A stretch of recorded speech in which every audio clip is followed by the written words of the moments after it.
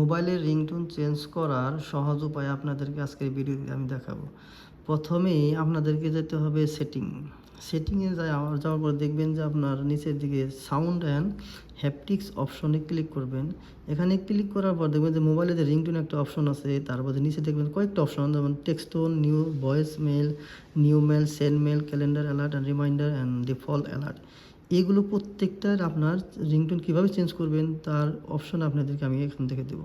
ঠিক আছে, যেমন মোবাইলের রিংটোন, কেউ যদি কল করলো, সেই কলের কী রিংটোন আপনি নেবেন বা রাখবেন সেটা কীভাবে চেঞ্জ করবেন, এখানে ক্লিক করবেন। রিংটোনে ক্লিক করার পর দেখবেন যে ডিফল্ট হিসেবে আপনার সিলেক্ট করা থাকবে। ঠিক আছে, যদি আপনি চেঞ্জ করতে চান তাহলে শুধু এই যে নিচে যাওয়ার অনেক অসংখ্য আপনার ওই রিংটোন আছে, ঠিক আছে, এগুলো আপনি একটা একটা করে চেঞ্জ করে দেখতে পারেন। যেমন এখানে ক্লিক করেন, একটা শব্দ সাউন্ড, ব্রেক, ক্যানোপি, এক একটার এক এক আপনার রিংটোন ভয়েস, ঠিক আছে, সাউন্ড, এগুলো চেঞ্জ করবেন। যদি যেখানে ক্লিক করবেন টিক মার্ক দেওয়া থাকবে, ঠিক আছে, তার মানে আপনার অটোমেটিক আপনার এটা সেট হয়ে যাবে। ঠিক আছে, ডিভাইসের সাথে যে আমার ডিফল্ট হিসেবে যেটা আছে সেটাই আমি দিলাম। ঠিক আছে, তারপরে শুধু ব্যাকে যাবেন। ব্যাকে আবার এই টেক্সটুনে আপনি যদি আপনারা SMS করেন, ঠিক আছে, টেক্সটুনে অনেকে মেসেজগুলো আপনি রিসিভ করবেন, সেটা এই সাউন্ড আসবে।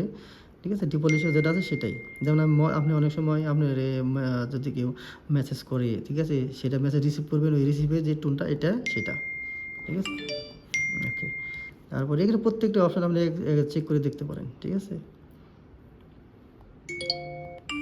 ডিফল্ট হিসেবে যেটা আছে সেটাই থাক।